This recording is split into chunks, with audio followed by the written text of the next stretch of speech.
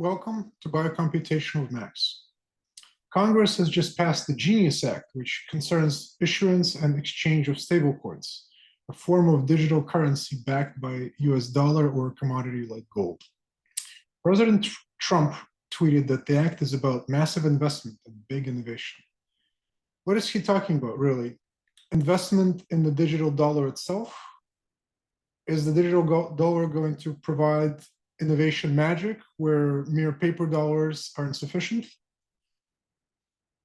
In the past, I made a video entitled Funny Money about the unfulfilled promise of cryptocurrency to stimulate and facilitate investment. It hasn't happened yet, and this bill is not helping.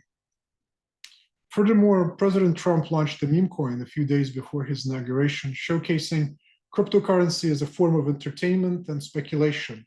In other words, good-natured gambling. Now, President Trump wants to see US lead innovation in cryptocurrency globally, but his own actions and the Genius Act are not necessarily supporting this vision. Notably absent from this bill is any connection of cryptocurrency to goods, services, or a revenue stream. The dollar and commodities like gold are static assets and have no intrinsic velocity, as would be the case with revenue stream. Consider, for example, cryptocurrency tied to electricity generation. This could be accomplished by a hydroelectric dam or solar panels. An investment would be to purchase and to build this equipment, this hardware.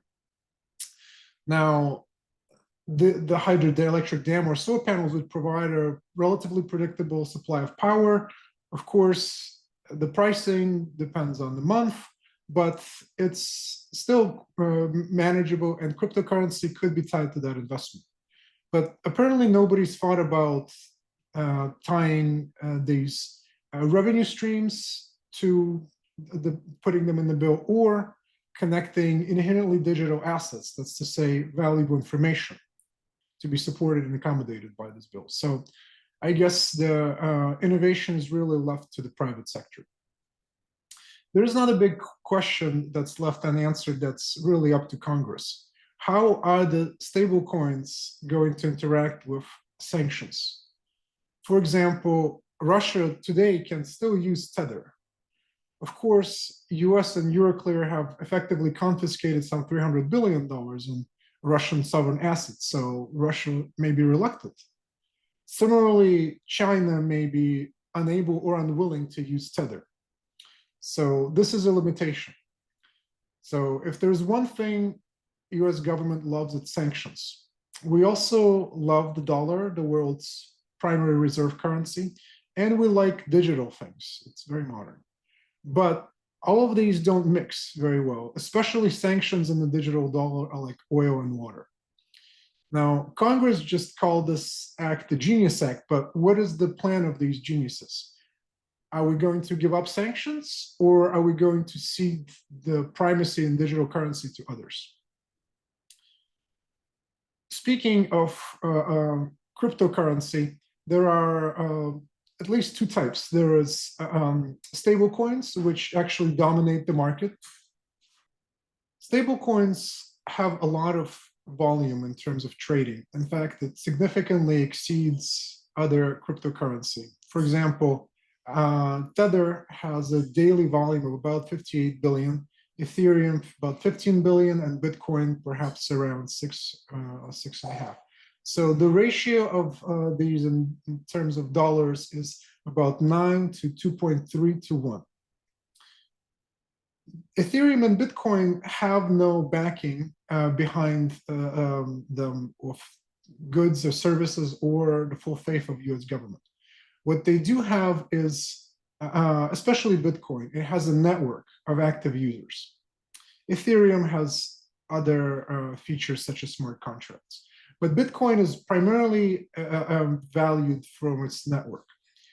If we want the US dollar to remain the primary reserve currency, we need it to be used as broadly as possible. Shrinking the network of potential users reduces utility. This restriction can prove fatal when competing against digital assets with no strings attached. talking about government sanctions here. So to recap, this bill is great in terms of advancing US prosperity, but there are three major outstanding questions about this policy. First, is US support for conflicts globally, talking about Ukraine, Gaza, and now Iran, consistent with Trump's goal of advancing US digital assets? Second question, why was this act limited to static assets and not dynamic, intrinsically digital assets that have produced revenue streams? So it's stable coins only and no real investments associated with cryptocurrency. Finally, how are these digital assets going to interact with the US addiction to sanctions?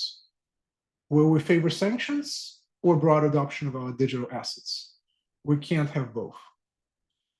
The reason I'm discussing this topic is because I'm working on a practical grassroots solution. I will discuss more details in the future episodes. If you like this content, please subscribe and share this video with your friends.